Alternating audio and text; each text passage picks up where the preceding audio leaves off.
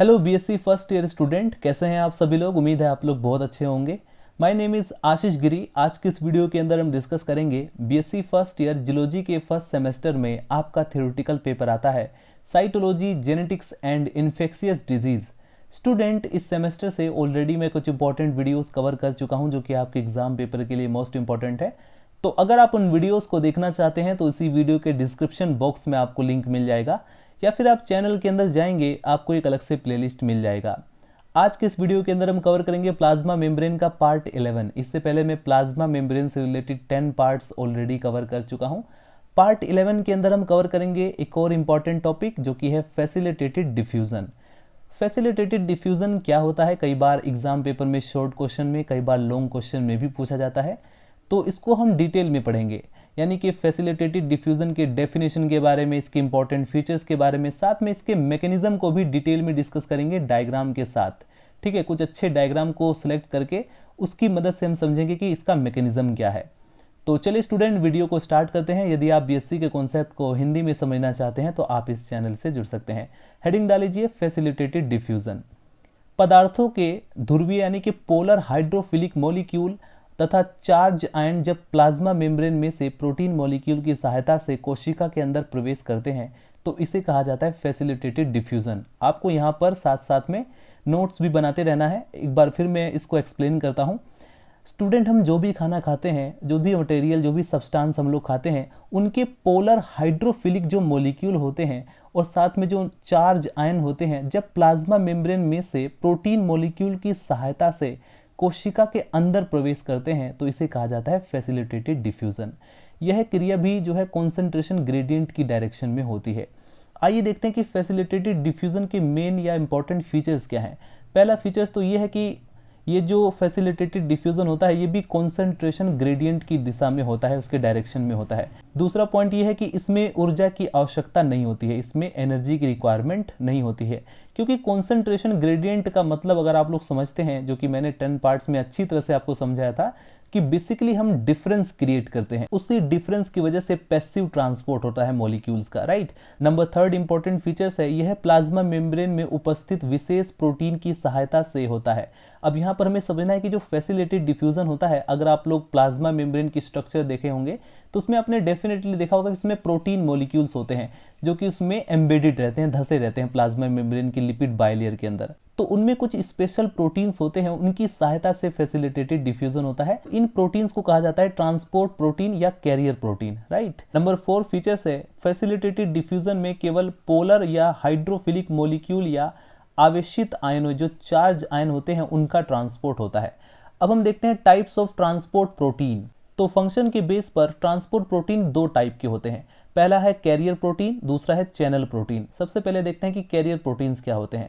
ये जो transport protein होते हैं, इनके मॉलिक्यूल कोशिका के सतह पर, जो सेल सरफेस पर डिफ्यूज होने वाले, विसरित होने वाले ट्रांसपोर्ट मॉलिक्यूल के साथ एक अस्थायी रूप से कैरियर ट्रांसपोर्ट कॉम्प्लेक्स बनाते हैं और इन मॉलिक्यूल को प्लाज्मा मेम्ब्रेन की दूसरी सतह तक ले जाते हैं। इनमें छिद्र नहीं होते, इनमें किसी भी प्रकार का पोर नहीं होता इन प्रोटीन्स के अंदर, तथा ये कार्बनिक उपापचयी पदार्थों के मॉलिक्यूल का संवहन करते हैं। यहाँ पर आप लोग सिंपली स्टूडेंट डायग्राम की मदद से भी समझ सकते हैं। ये जो कैरियर प्रोटीन है उसके द्वारा किसी पदार्थ के मॉलिक्यूल का फैसिलिटेटेड डिफ्यूजन कैसे होता है।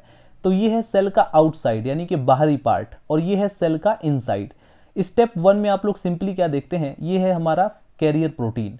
कैरियर प्रोटीन के जो आउटसाइड पार्ट में जो मॉलिक्यूल है वो मिल करके कैरियर ट्रांसपोर्ट कॉम्प्लेक्स बनाते हैं, और फिर उसके बाद अंदर की तरफ, जैसा कि आप लोग इस स्टेप 2 में देख सकते हैं, ये है हमारा कैरियर प्रोटीन और ये है डिफ्यूजिंग मॉलिक्यूल। ये जो बीच में आपको दिखाई दे रहा है ये डिफ्यूजिंग मॉलिक्यूल है। अब यहाँ पर स्टेप 2 के अंदर जो दूसरा डायग्राम है उसमें आप लोग सिंपली देख सकते हैं कि कैसे अब ये मॉलिक्यूल आसानी से सेल के अंदर यानी इनसाइड में एंटर कर सकता है। तो इस डायग्राम के अंदर हमने सिंपली देखा कि कैसे कैरियर प्रोटीन के जरिए कोई भी मॉलिक्यूल जो डिफ्यूजन करके अंदर आता है। नंबर 2 ट्रांसपोर्ट प्रोटीन है चैनल प्रोटीन।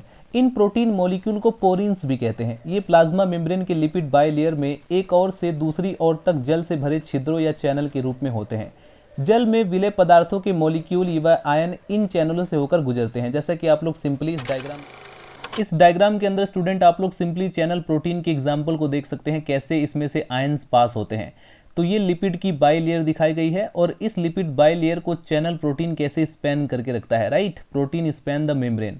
इसी में से आयंस जैसे फॉर एग्जांपल कैल्शियम आयन पास हो जाते हैं और प्लाज्मा मेम्ब्रेन से पास होते हुए वो सेल के अंदर पहुंच जाते हैं, राइट। तो यहाँ पर ए डायग्राम और बी डायग्राम दिखाया गया है। ए डायग्राम में दिखाया गया है खुला आयन चैनल और बी डायग्राम में दिखाया गया है बंद आयन चैनल, राइट।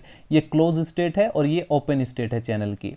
तो protein changes the shape so pore becomes, यानी कि जो चैनल प्रोटीन्स होते हैं वो अपने शेप में चेंजेस करते हैं जिसकी वजह से पोर खुलता है और बंद होता है, राइट। तो इस डायग्राम की मदद से आप लोग सिंपली देख सकते हैं कि चैनल प्रोटीन कैसे वर्क करता है। प्लाज्मा मेम्ब्रेन में प्रोटीन से बनी चैनलों को पोरिन्स या आयनोफोर भी कहते हैं। ये निम्नलिखित 3 प्रकार के होते हैं। सबसे पहला है एक्वापोरिन्स। एक्वापोरिन्स में से जल के यानी कि वाटर के मॉलिक्यूल तेजी से गुजरते हैं। दूसरे हैं आयन चैनल्स। आयन चैनल्स में से विद्युत आवेश वाले आयन प्लाज्मा मेम्ब्रेन से गुजरते हैं यानी कि उससे पास हो जाते हैं। नंबर 3 आता है गेटेड चैनल्स। कुछ एक्वापोरिन चैनल्स इतने चौड़े होते हैं कि छोटे प्रोटीन मॉलिक्यूल भी उनसे गुजर सकते हैं। एक्वापोरिन तथा आयन चैनल सदैव खुले रहते हैं। यहाँ पर स्टूडेंट ये जो आप लोग डायग्राम देख रहे हैं ये दोनों के दोनों गेटेड आयन चैनल हैं। यहाँ पर जो डायग्राम ए है ये शो करता है सोडियम आयन चैनल को कि ये कैसे ओपन होता है, कैसे क्लोज होता है, यानी कि इसके रेगुलेशन को भी दिखाया गया, इसका मैकेनिज्म दिखाया गया है। दूसरा जो डायग्राम है ये पोटेशियम आयन चैनल है। अब पोटेशियम आयन चैनल कैसे क्लोज होता है, कैसे बंद होता है, इसकी स्टेट को प्रदर्शित किया गया है। तो डायग्राम ए के अंदर आप लोग सिंपली देखेंगे यहाँ पर सोडियम आयन है और इस समय ये गेट क्लोज है, राइट। ये हमारी सेल मेम्ब्रेन है। अब यहाँ पर आप लोग जो देख रहे हैं जैसे ही ये गेट ओपन होगा तो ओपन होने के बाद ये सोडियम आयन इससे आसानी से पास हो सकता है और सेल के अंदर पहुंच जाएगा साइटोप्लाज्म में, राइट। तो यहाँ पर ये क्लोज स्टेट में दिखाया गया है कैसे गेटेड आयन चैनल प्रोटीन जो होते हैं वो क्लोज रहते हैं और कैसे ओपन होते हैं। दूसरे डायग्राम में आप लोग सिंपली देख सकते हैं कि साइटोप्लाज्म में मौजूद जो सोडियम आयन होते हैं अगर उन्हें बाहर जाना हो तो वो कैसे जाते हैं। देखिए इस समय गेट क्लोज है लेकिन जैसे ही गेट ओपन होता है तो ये बाहर निकल जाते हैं, सेल के आउटसाइड पार्ट में चले जाते हैं। तो ये दोनों गेटेड आयन चैनल है जिसको दिखाया गया है, जिसके मैकेनिज्म को यहाँ पर शो किया गया है। अब आप लोग स्टूडेंट हेडिंग डाल लीजिए मैकेनिज्म ऑफ फैसिलिटेटेड डिफ्यूजन, यानी ये जो फैसिलिटेटेड डिफ्यूजन है इसका मैकेनिज्म क्या है। हेडिंग डाल लीजिए student mechanism of facilitated diffusion, यानी कि अब हम डिस्कस करेंगे जो फैसिलिटेटेड डिफ्यूजन है उसका क्या मैकेनिज्म है। अब यहीं पर आप लोग हैंड रिटन नोट्स भी बना सकते हैं जिससे कि आपको आसानी से समझ में आ जाए और आप लोग एग्जाम पेपर की रिटन कॉपी में उसको लिखें। तो देखिए स्टूडेंट ये जो ऊपर प्रोटीन्स मैंने आपको बताए थे इन प्रोटीन मॉलिक्यूल्स को परमेजेस या कैरियर प्रोटीन्स कहते हैं और ये जो फैसिलिटेटेड डिफ्यूजन होता है इसके मैकेनिज्म में निम्नलिखित स्टेप्स यानी कि कुछ स्टेप्स होते हैं जिसको हम यहाँ पर समझने वाले हैं। नंबर फर्स्ट स्टेप में यहाँ पर बताया गया है कि जो डिफ्यूज होने वाला मॉलिक्यूल मेटाबोलाइट विशिष्ट कैरियर प्रोटीन मॉलिक्यूल के साथ जुड़ करके कैरियर प्रोटीन मेटाबोलाइट कॉम्प्लेक्स बनाता है। दूसरे स्टेप में बताया गया है कि डिफ्यूज होने वाले पदार्थ के मॉलिक्यूल के अनुरूप कैरियर प्रोटीन मॉलिक्यूल का आकार बदल जाता है, यानी कि ये अपने शेप और साइज को अपने अकॉर्डिंग यानी मॉलिक्यूल के अकॉर्डिंग चेंज करते रहते हैं जिससे कैरियर प्रोटीन एक चैनल के समान रचना या स्ट्रक्चर बना लेते हैं।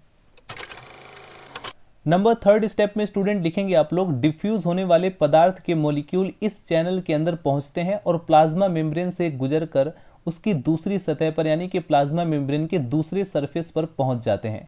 फोर्थ स्टेप में आपको लिखना है कि डिफ्यूज मॉलिक्यूल प्लाज्मा मेम्ब्रेन की दूसरी सतह पर यानी जो दूसरा सरफेस है वहां पर पहुंच जाने पर कैरियर प्रोटीन मॉलिक्यूल के आकार में यानी कि कन्फर्मेशनल चेंजेस होता है जिससे कि प्रोटीन की डिफ्यूज मॉलिक्यूल से बंधुता समाप्त हो जाती है, जो एफिनिटी होती है वो पूरी तरह से समाप्त हो जाती है। डिफ्यूज मॉलिक्यूल साइटोप्लाज्म में या कोशिका के बाहर मुक्त हो जाता है। इसके बाद नंबर फिफ्थ स्टेप आता है डिफ्यूज मॉलिक्यूल के मुक्त होने के बाद कैरियर प्रोटीन मॉलिक्यूल पुनः अपने पुनरावर्ती आकार में यानी कि दोबारा से अपने शेप में आ जाता है जैसा कि वो पहले था। स्टूडेंट इस डायग्राम की मदद से आप लोग फैसिलिटेटेड डिफ्यूजन के मैकेनिज्म को इजीली समझ सकते हैं और यही डायग्राम आपको एग्जाम पेपर की रिटन कॉपी में भी बनाना होगा। इसमें यहाँ पर सिंपली आप लोग देखेंगे A, B, C 3 डायग्राम दिखाया गया है। 3 स्टेप्स में आपको यहाँ पर समझाया गया है। जो फैसिलिटेटेड डिफ्यूजन होता है उसमें प्रोटीन कैरियर कॉम्प्लेक्स के द्वारा मेटाबोलाइट के ग्लूकोज मॉलिक्यूल के स्थानांतरण का यहाँ पर प्रदर्शन किया गया है। ये है ग्लूकोज मॉलिक्यूल और ये है कैरियर प्रोटीन और ये किस प्रकार से ग्लूकोज का मॉलिक्यूल इस कैरियर प्रोटीन के अंदर आ जाता है। यहाँ पर इस डायग्राम में क्लियरली देखा जा सकता है कि चैनल प्रोटीन का जो शेप है वो चेंज हो जाता है मॉलिक्यूल के अकॉर्डिंग, राइट। अब यहाँ पर ये आउटसाइड वाला पार्ट है सेल के और ये इनसाइड वाला पार्ट है।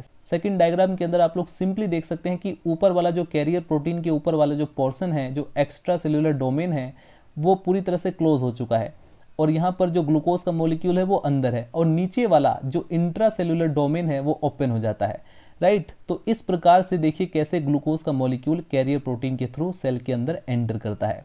अगर इसी ग्लूकोज के मॉलिक्यूल को सेल के अंदर से अगर बाहर ले जाना हो तो यहाँ पर देखिए रिवर्स यहाँ पर मैकेनिज्म हो जाता है, ठीक है। अंदर से पहले यहाँ पर एक ग्लूकोज का मॉलिक्यूल इस कैरियर प्रोटीन के पास आएगा जिसके इसकी शेप चेंज हो जाएगी और शेप चेंज होने के बाद ये जो इसका इंट्रा सेलुलर डोमेन है वहाँ का गेट क्लोज हो जाएगा, एक्स्ट्रा सेलुलर डोमेन वाला जो गेट है वो ओपन हो जाएगा और ग्लूकोज का मॉलिक्यूल बाहर हो जाएगा। तो बहुत ही इजी है फैसिलिटेटेड डिफ्यूजन का मैकेनिज्म समझना, राइट। इसके बाद आप लोग लिखेंगे जो बचा हुआ पार्ट है, फैसिलिटेटेड डिफ्यूजन भी कॉन्सेंट्रेशन ग्रेडियंट बनी रहने तक जारी रहता है। ऊर्जा की आवश्यकता न होने के कारण यह सिंपल डिफ्यूजन के समान होता है, किंतु यह निम्न बातों पर सरल विसरण से भिन्न होता है। यानी कि जो सिंपल डिफ्यूजन होता है उससे कुछ बातों में डिफरेंट होता है। नंबर फर्स्ट तो यह है कि फैसिलिटेटेड डिफ्यूजन जो होता है वो स्टीरियो स्पेसिफिक होता है, यानी कि इसमें केवल डी और एल आइसोमर का ही अभिगमन हो सकता है। नंबर सेकंड पॉइंट यह जो है सैचुरेशन काइनेटिक्स को प्रदर्शित करता है। Number third point facilitated diffusion द्वारा मेम्ब्रेन में से परिवहन के लिए यानी ट्रांसपोर्ट के लिए कैरियर की आवश्यकता होती है। कैरियर प्रोटीन मॉलिक्यूल मेम्ब्रेन में से थर्मल डिफ्यूजन द्वारा पारित होते हैं। सो स्टूडेंट्स, आज की इस वीडियो के अंदर हमने डिटेल में डिस्कस किया फैसिलिटेटेड डिफ्यूजन के बारे में। नेक्स्ट वीडियो के अंदर हम कवर करेंगे active transport, one of the most important topic है। एग्जाम पेपर में इससे रिलेटेड कई बार क्वेश्चंस पूछा जाता है, तो इसको बिल्कुल भी स्किप नहीं करेंगे। इसको मैं नेक्स्ट वीडियो के अंदर काफी डिटेल में डायग्राम की मदद से समझने वाले हैं। सो स्टूडेंट्स, मिलते हैं नेक्स्ट वीडियो में। वीडियो पसंद आए तो लाइक करें, चैनल को सब्सक्राइब कर दें अगर आपको इसी तरह की और भी वीडियोस चाहिए तो। Thank you so much watching this video. मिलते हैं नेक्स्ट वीडियो में। Bye bye, Tata.